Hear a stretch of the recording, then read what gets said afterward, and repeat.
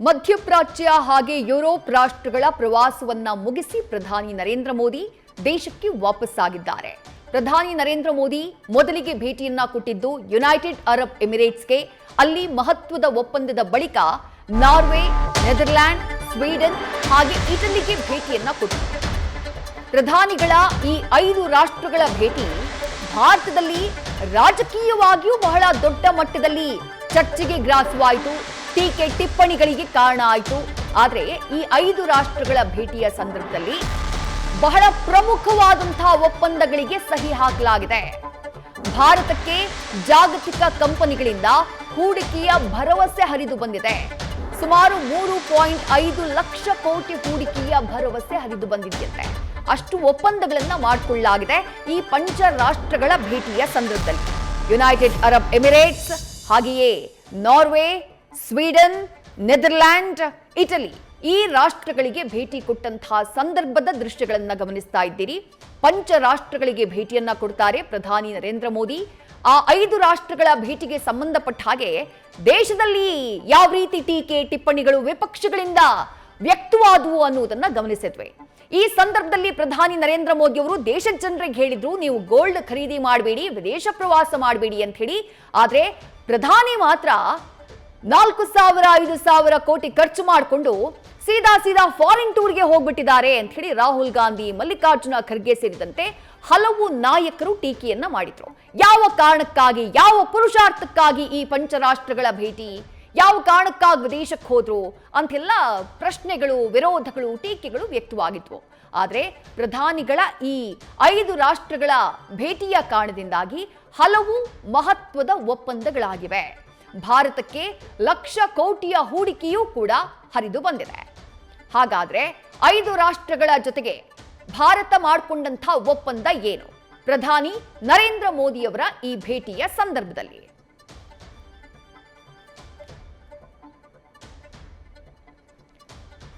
ಯಾವ್ಯಾವ ರಾಷ್ಟ್ರದ ಜೊತೆಗೆ ಏನೇನು ಒಪ್ಪಂದ ಅನ್ನುವುದನ್ನ ಒಂದೊಂದಾಗಿ ನೋಡ್ತಾ ಹೋಗೋಣ. ಮೊದಲನೇದಾಗಿ ಯುನೈಟೆಡ್ ಅರಬ್ ಎಮಿರೇಟ್ಸ್. ಯುದ್ಧದ ನಡುವೆ ಭಾರತದ ಇಂಧನ ಅಗತ್ಯತೆಯನ್ನ ಸುರಕ್ಷಿತಗೊಳಿಸುವಂತಹ ಉದ್ದೇಶದಿಂದ ಭಾರತದ ಪ್ರಧಾನಿಗಳ ಈ ಭೇಟಿ ಸಾಕಷ್ಟು ಮಹತ್ವವನ್ನ ಪಡ್ಕೊಂಡಿತ್ತು. ಕಚ್ಚಾ ತೈಲ ಮತ್ತು ದೀರ್ಘಕಾಲೀನ LPG ಪೂರೈಕೆಗೆ ಸಂಬಂಧಪಟ್ಟ ಹಾಗೆ ಮಹತ್ವದ ಒಪ್ಪಂದವನ್ನ ಯುನೈಟೆಡ್ ಅರಬ್ ಎಮಿರೇಟ್ಸ್ನೊಂದಿಗೆ ಮಾಡಿಕೊಳ್ಳಲಾಗಿದೆ. ಎಲ್ಲಕ್ಕಿಂತ ಬಹಳ ಮುಖ್ಯವಾಗಿ ಕಾಣಿಸಿದಂತಹ ಒಂದು ಒಪ್ಪಂದ ಅಂದ್ರೆ ಭಾರತದಲ್ಲಿ ತೈಲ ಸಂಗ್ರಹಣೆ 30 ಮಿಲಿಯನ್ ಬ್ಯಾರೆಲ್ಗಳಿಗೆ ವಿಸ್ತರಣೆ ಮಾಡುವಂತಹ ಒಂದು ಮಹತ್ವದ ಒಪ್ಪಂದಕ್ಕೆ UAE ಹಾಗೆ ಭಾರತ ಸಹಿಯನ್ನ ಹಾಕಿವೆ.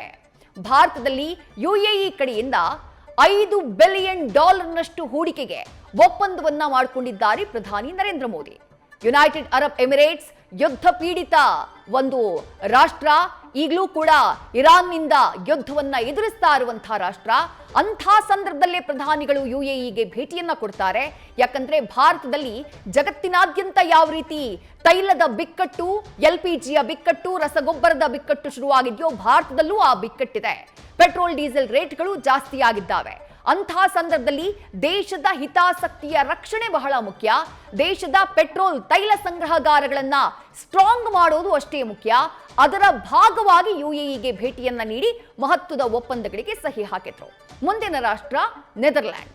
ನೆದರ್ಲ್ಯಾಂಡ್ ಜೊತೆಗೆ ಏನೆಲ್ಲ ಒಪ್ಪಂದಗಳಾಗಿದ್ದಾವೆ? ತಂತ್ರಜ್ಞಾನ, ಜಲ ನಿರ್ವಹಣೆ ಹಾಗೆ ಕೃಷಿ ಕ್ಷೇತ್ರದಲ್ಲಿ ಜಂಟಿ ಸಹಭಾಗಿತ್ವಕ್ಕೆ ಸಂಬಂಧಪಟ್ಟ ಹಾಗೆ ನೆದರ್ಲ್ಯಾಂಡ್ ಜೊತೆ ಭಾರತ ಒಪ್ಪಂದವನ್ನ ಮಾಡಿಕೊಂಡಿದೆ.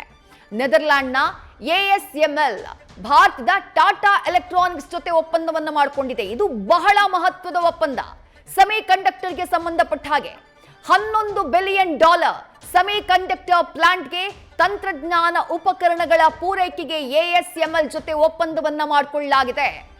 ಹಸಿರು ಹೈಡ್ರೋಜನ್, ಗ್ರೀನ್ ಹೈಡ್ರೋಜನ್ ಅಭಿವೃದ್ಧಿಗೂ ಕೂಡ ಜಂಟಿ ಮಾರ್ಗಸೂಚಿಯನ್ನ 2 ರಾಷ್ಟ್ರಗಳು ಈ ಭೇಟಿಯ ಸಂದರ್ಭದಲ್ಲಿ ಸಿದ್ಧಪಡಿಸಿಕೊಂಡಿದ್ದಾವೆ. ನೆದರ್ಲ್ಯಾಂಡ್ ಜೊತೆಗೆ ಆ ಮೂಲಕ ಒಂದು ಮಹತ್ವದ ಒಪ್ಪಂದ ಸೆಮಿ ಕಂಡಕ್ಟರ್ ಕ್ಷೇತ್ರದಲ್ಲಿ ಭಾರತದ ಪಾಲುದಾರಿಕೆಗೆ ಸಂಬಂಧಪಟ್ಟ ಹಾಗೆ ಆಗಿದೆ. ಮತ್ತೊಂದು ರಾಷ್ಟ್ರ ಸ್ವೀಡನ್. ಸ್ವೀಡನ್ಗೆ ಭೇಟಿ ಕೊಟ್ಟಂತಹ ಸಂದರ್ಭದಲ್ಲಿ ಆದಂತಹ ಒಪ್ಪಂದಗಳು ಏನು? ಸುಧಾರಿತ ತಂತ್ರಜ್ಞಾನ ಹಾಗೆ ರಕ್ಷಣಾ ವಲಯದಲ್ಲಿ ಬಾಂಧವ್ಯದ ವೃದ್ಧಿಗೆ ಸಂಬಂಧಪಟ್ಟ ಹಾಗೆ ಒಪ್ಪಂದಗಳಾಗಿದ್ದಾವೆ. ಎಐ ಬಗ್ಗೆ ಒಪ್ಪಂದಗಳಾಗಿದ್ದಾವೆ. ಸೆಮಿ ಕಂಡಕ್ಟರ್ ಹಾಗೆ ನವೀಕರಿಸಬಹುದಾದ ಇಂಧನ ಕ್ಷೇತ್ರಗಳಲ್ಲಿ ಎರಡೂ ರಾಷ್ಟ್ರಗಳು ಯಾವ ರೀತಿ ಸಹಕಾರವನ್ನ ಕೊಡಬಹುದು ಅನ್ನೋದಕ್ಕೆ ಸಂಬಂಧಪಟ್ಟ ಹಾಗೆ ಮಾತುಕತೆಯಾಗಿದೆ. ಜೊತೆಗೆ ಒಪ್ಪಂದಗಳಾಗಿದ್ದಾವೆ.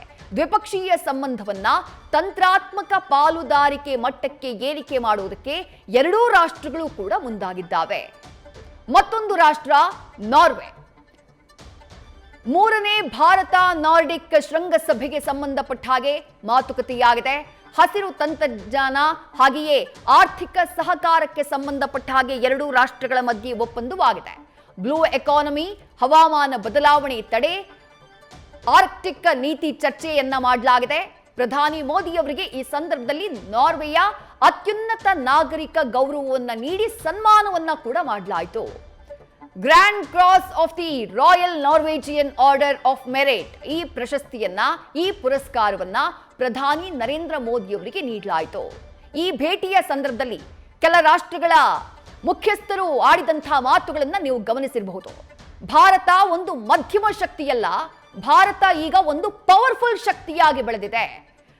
ಏಷ್ಯಾದಲ್ಲೇ ಭಾರತ ಪವರ್ಫುಲ್ ಶಕ್ತಿಯಾಗಿ ಜಾಗತಿಕವಾಗಿ ಬೆಳೀತಾ ಇರುವಂತಹ ಭಾರತದ ಜೊತೆ ಒಪ್ಪಂದವನ್ನ ಮಾಡಿಕೊಳ್ಳುವುದು ನಮಗೆ ಖುಷಿಯ ವಿಚಾರ ಅಂತ ಹೇಳಿ ಈ ಪಂಚರಾಷ್ಟ್ರಗಳ ಭೇಟಿಯ ಸಂದರ್ಭದಲ್ಲಿ ಹಲವು ನಾಯಕರು, ಆ ದೇಶದ ಅಧ್ಯಕ್ಷರು, ಪ್ರಧಾನಿಗಳು ಹೇಳಿದ್ದನ್ನ ನೀವು ಗಮನಿಸಿರಬಹುದು.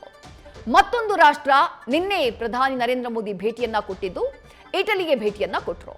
ಇಟಲಿಯ ಜೊತೆಗೆ ಇಟಲಿಯ ಭೇಟಿಯ ಸಂದರ್ಭದಲ್ಲಿ ಪ್ರಧಾನಿ ಹಾಗೆಯೇ ಇಟಲಿಯ ಪ್ರಧಾನಿಯಾಗಿರುವಂತಹ ಜಾರ್ಜಿಯಾ ಮೆಲೋನಿ ಅವರ ಸ್ನೇಹಕ್ಕೆ ಸಂಬಂಧಪಟ್ಟ ಹಾಗೆ ದೊಡ್ಡ ಮಟ್ಟದಲ್ಲಿ ಚರ್ಚೆಯಾಯಿತು. ಬಟ್ ಅದರ ಹೊರತಾಗಿ ದೇಶದ ಹಿತಾಸಕ್ತಿಗೆ ಸಂಬಂಧಪಟ್ಟ ಹಾಗೆ ಹಲವು ಮಹತ್ವದ ಒಪ್ಪಂದಗಳಾಗಿದ್ದಾವೆ. ಜಂಟಿ ಕ್ರಿಯಾ ಯೋಜನೆ ಪರಿಶೀಲನೆ, ಉದ್ಯಮ ರಂಗದ ಬಲವರ್ಧನೆಗೆ ಎರಡೂ ರಾಷ್ಟ್ರಗಳು ಒತ್ತನ್ನ ಕೊಟ್ಟಿದ್ದಾವೆ. ಇಟಲಿ ಪ್ರಧಾನಿ ಜಾರ್ಜಿಯಾ ಮೆಲೋನಿ ಜೊತೆ ದ್ವಿಪಕ್ಷೀಯ ಮಾತುಕತೆಯನ್ನ ನಡೆಸಿದ್ದಾರೆ ಪ್ರಧಾನಿ ನರೇಂದ್ರ ಮೋದಿ. ವಿಶೇಷ ತಂತ್ರಾತ್ಮಕ ಪಾಲುದಾರಿಕೆಯ ಬಗ್ಗೆ ಉಭಯ ದೇಶಗಳು ಒಪ್ಪಂದವನ್ನ ಮಾಡಿಕೊಂಡಿದ್ದಾವೆ. ರಕ್ಷಣೆ, ಕ್ಲೀನ್ ಎನರ್ಜಿ ಹಾಗೆ ಬಾಹ್ಯಾಕಾಶ ಕ್ಷೇತ್ರಗಳ ಅಭಿವೃದ್ಧಿಗೆ ಸಂಬಂಧಪಟ್ಟ ಹಾಗೆ ಒತ್ತನ್ನ ನೀಡುವುದಕ್ಕೆ ನಿರ್ಧಾರವನ್ನ ಮಾಡಲಾಗಿದೆ. ಹೀಗೆ ಹಲವು ಪ್ರಮುಖ ಒಪ್ಪಂದ ಪಂಚರಾಷ್ಟ್ರಗಳ ಭೇಟಿಯ ಸಂದರ್ಭದಲ್ಲಿ ದೇಶಕ್ಕೆ ಹೂಡಿಕೆಯನ್ನ ತೆಗೆದುಕೊಂಡು ಬರುವಂತಹ ಕೆಲಸವನ್ನ ಪ್ರಧಾನಿ ನರೇಂದ್ರ ಮೋದಿ ಮಾಡಿದ್ದಾರೆ.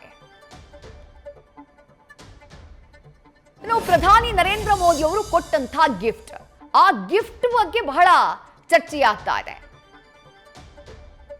ಮೆಲೋಡಿಗೆ ಕೊಟ್ಟಂತಹ ಗಿಫ್ಟ್ ಏನು? ಮೆಲೋಡಿ ಅಂದ್ರೆ ಜಾರ್ಜಿಯಾ ಮೆಲೋನಿ ಅವರಿಗೆ ಪ್ರಧಾನಿ ನರೇಂದ್ರ ಮೋದಿ ಅವರು ಉಡುಗೊರೆಯನ್ನ ಕೊಟ್ಟರು. ಏನು ಉಡುಗೊರೆಯನ್ನ ಕೊಟ್ಟು ಬಂದಿದ್ದಾರೆ? ಇಟಲಿ ಪ್ರಧಾನಿ ಜಾರ್ಜಿಯಾ ಮೆಲೋನಿ ಅವರಿಗೆ ಅಸ್ಸಾಂನ ಸಾಂಪ್ರದಾಯಿಕ ಉಡುಗೆಯನ್ನ, ಒಂದು ಸ್ಟಾಲ್ ಅನ್ನ ಗಿಫ್ಟ್ ಆಗಿ ನೀಡಲಾಗಿದೆ. ಶಾಲು, ಕೈಮಗ್ಗದ ಮುಗಾ ಸಿಲ್ಕ್ ಸ್ಟೋಲ್ ಅಂದ್ರೆ ರೇಷ್ಮೆ ಶಾಲು ಹಾಗೆ ಮಫ್ಲರ್ನ ಗಿಫ್ಟ್ ಆಗಿ ಕೊಟ್ಟಿದ್ದಾರೆ. ಅಸ್ಸಾಂನ ಮುಗಾ ರೇಷ್ಮೆ ಜಾಗತಿಕವಾಗಿ ಗೋಲ್ಡನ್ ಸಿಲ್ಕ್ ಅಂತಾನೆ ಪ್ರಖ್ಯಾತಿಯನ್ನ ಪಡೆದಿದೆ. ಕೈಮಗ್ಗದ ಪರಂಪರೆಯನ್ನ ಜಾಗತಿಕ ಮಟ್ಟಕ್ಕೆ ಕೊಂಡೊಯ್ದಿದ್ದಾರೆ ಪ್ರಧಾನಿ ಮೋದಿ ಈ ವಿಶೇಷವಾದಂತಹ ಗಿಫ್ಟ್ ಅನ್ನ ನೀಡುವ ಮೂಲಕ. ಅಸ್ಸಾಂನ ಮುಗಾ ಸ್ಟೋಲ್ ಮಾತ್ರ ಅಲ್ಲ, ಅದರ ಜೊತೆಗೆ ಶಿರೋಲಿ ಲಿಲಿ ರೇಷ್ಮೆ ಶಾಲು ಅದನ್ನ ಕೂಡ ಗಿಫ್ಟ್ ಆಗಿ ಕೊಟ್ಟಿದ್ದಾರೆ. ಅದು ಭಾರತದ ಮಣಿಪುರದ ಶಿರೋಯಿ ಕಾಶಂಗ್ ಆ ಭಾಗದ ಒಂದು ಕಲೆಯದು. ಶಿರೋಯಿ ಲಿಲಿ ಹೂವುಗಳಿಂದ ಆ ಹೂವನ್ನು ಗಮನಿಸ್ತಾ ಇದ್ದೀರಿ. ಅದೇ ಶಾಲನ್ನ ಪ್ರಧಾನಿ ಉಡುಗೊರೆಯಾಗಿ ಜಾರ್ಜಿಯಾ ಮೆಲೋನಿ ಅವರಿಗೆ ನೀಡಿದ್ದು. ಆ ಮೂಲಕ ದೇಶದ ಬೇರೆ ಬೇರೆ ಭಾಗಗಳ ಆ ಸಾಂಪ್ರದಾಯಿಕ ಕಲೆಗಳು, ನಮ್ಮ ಭಾರತದ ಅತ್ಯದ್ಭುತವಾದಂತಹ ಕಲಾತ್ಮಕ ವಸ್ತುಗಳೇನಿದ್ದಾವೆ ಅವುಗಳನ್ನೇ ಈ ಪಂಚರಾಷ್ಟ್ರಗಳ ಭೇಟಿಯ ಸಂದರ್ಭದಲ್ಲಿ ಪ್ರಧಾನಿ ಉಡುಗೊರೆಯಾಗಿ ನೀಡಿರೋದು. ಜಾರ್ಜಿಯಾ ಮೆಲೋನಿ ಅವರಿಗೆ ಈ ಎರಡು ಸ್ಟೋಲ್ಗಳನ್ನ ಅಥವಾ ಶಾಲುಗಳನ್ನ ಉಡುಗೊರೆಯಾಗಿ ನೀಡಿದ್ದಾರೆ. ಮೆಲೋಡಿ ಚಾಕ್ಲೇಟ್ ಅನ್ನ ಗಿಫ್ಟ್ ಕೊಟ್ಟಿದ್ದು ಗೊತ್ತೇ ಇದೆ. ಕೋಟ್ಯಂತರ ಜನ ಜಗತ್ತಿನಲ್ಲಿ ಈ ವಿಡಿಯೋನ ನೋಡಿ ಅಚ್ಚರಿಗೆ ಒಳಗಾಗಿದ್ದಾರೆ, ಜೊತೆಗೆ ಅಪ್ರಿಸಿಯೇಷನ್ ಮಾಡಿದ್ದಾರೆ. ಇವರಿಬ್ಬರ ಸ್ನೇಹ ಸಂಬಂಧದ ಬಗ್ಗೆ ಖುಷಿಯನ್ನ ವ್ಯಕ್ತಪಡಿಸಿದ್ದಾರೆ. ಇನ್ನು ಪ್ರಧಾನಿಗೆ ಏನ್ ಗಿಫ್ಟ್ ಕೊಟ್ಟರು ಇಟಲಿಯ ಪ್ರಧಾನಿ? ಇಟಾಲಿಯನ್ ವರ್ಣಚಿತ್ರಕಾರ ಜಿಯಾಂಪೌಲೋ ಅವರ ಜಿಯಾಂಪೌಲೋ ಟೊಮೆಸೆಟ್ಟಿ ತೈಲ ಚಿತ್ರವನ್ನ ಉಡುಗೊರೆಯಾಗಿ ಪ್ರಧಾನಿಗೆ ನೀಡಲಾಗಿದೆ.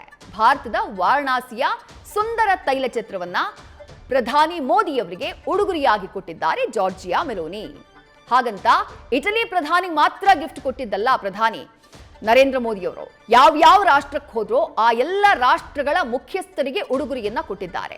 ಏನೇನು ಉಡುಗೊರೆಗಳನ್ನ ಕೊಟ್ಟಿದ್ದಾರೆ ಅಂತ ಹೇಳಿ ನೋಡ್ತಾ ಹೋಗೋಣ. UAE, ನಾರ್ವೆ, ಸ್ವೀಡನ್ ಹಾಗೆ ನೆದರ್ಲ್ಯಾಂಡ್ ಈ ರಾಷ್ಟ್ರಗಳಿಗೆ ಏನು ಉಡುಗೊರೆಯನ್ನ ಕೊಟ್ಟರು? UAEಯ ಮುಖ್ಯಸ್ಥರಿಗೆ ರೋಗನ್ ಪೇಂಟಿಂಗ್ ಅನ್ನ ಉಡುಗೊರೆಯಾಗಿ ನೀಡುವಂತಹ ಕೆಲಸವನ್ನ ಪ್ರಧಾನಿ ನರೇಂದ್ರ ಮೋದಿ ಮಾಡಿದ್ದಾರೆ. ರೋಗನ್ ಪೇಂಟಿಂಗ್ ಇದು ಗುಜರಾತ್ನ ಕಚ್ ಪ್ರದೇಶದ ಒಂದು ಅಪರೂಪದ ಹಾಗೆ ಸೊಗಸಾದಂತಹ ಒಂದು ಜವಳಿ ಕಲಾ ಪ್ರಕಾರ. ಜೊತೆಗೆ ಕೇಸರ್ ಮಾವಿನ ಹಣ್ಣುಗಳನ್ನ ಉಡುಗೊರೆಯಾಗಿ ನೀಡಿದ್ದಾರೆ.